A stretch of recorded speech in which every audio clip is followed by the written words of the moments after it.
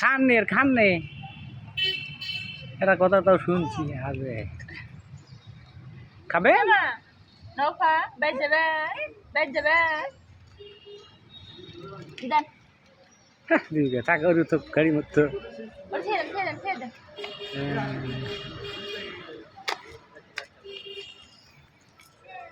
কতক্ষণ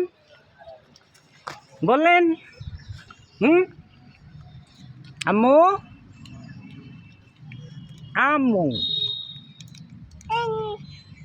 আর নাই নেন আপনি নেন বলেন তো আপনার নাম কি আর নাই বলেন সোনালি জন্মের সময় করেছে মুসাম্মদ নুসাইবা নৌকা না হলে আমি যাই ওটাই